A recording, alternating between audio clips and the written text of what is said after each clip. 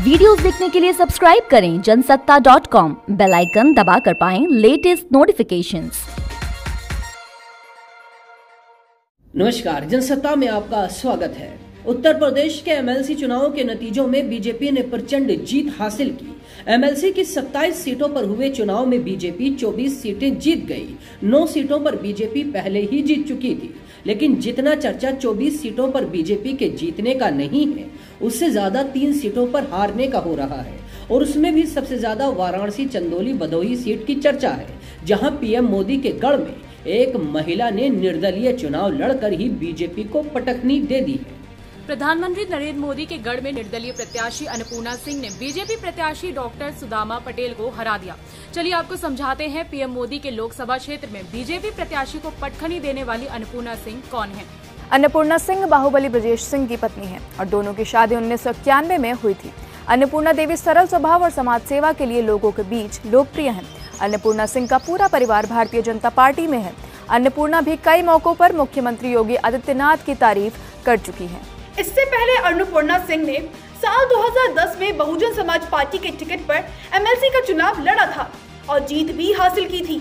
इसके बाद साल 2016 में इनके पति ब्रजेश सिंह ने चुनाव लड़ा और उन्होंने भी इस सीट पर जीत हासिल की। वाराणसी भदोही चंदौली सीट से ब्रजेश सिंह के बड़े भाई उदयनाथ सिंह भी एमएलसी रह चुके हैं। इस सीट पर बाहुबली ब्रजेश सिंह का दबदबा माना जाता है। तभी तो अन्नपूर्णा सिंह ने निर्दलीय प्रत्याशी के रूप में वाराणसी भदोही चंदौली सीट पर चुनाव लड़ा और बीजेपी के सामने जीत भी हासिल कर ली। इस चुनाव में अन्नपूर्णा सिंह को 2058 वोट मिले हैं, जबकि सपा प्रत्याशी उमेश यादव 171 वोटों के साथ दूसरे नंबर पर हैं। बीजेपी प्रत्याशी डॉक्टर सुदामा पटेल 103 वोटों के साथ तीसरे नंबर पर रहे हैं।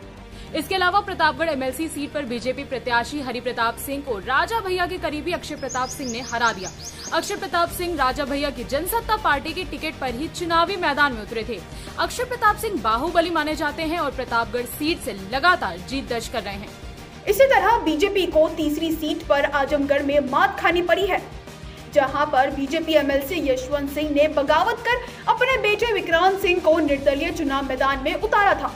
इस सीट से बीजेपी में रमाकांत यादव के बेटे अरुणकांत यादव को प्रत्याशी बनाया गया था, लेकिन बीजेपी से बागी हुए यशवंत सिंह ने बीजेपी के सामने अपने बेटे विक्रांत सिंह को जिता लिया है। इस तरह बीजेपी तीनों सीटों पर निर्दलीय प्रत्याशियों से हार गई। भाजपा के गढ़ और पीएम नरेंद्र मोदी के संसदीय क्षेत्र में बीजेपी को झटका देकर अन्नपूर्णा सिंह ने वाहवाही लूट ली है। बाकी खबरों के लिए देखते रहिए जनसत्ता.com।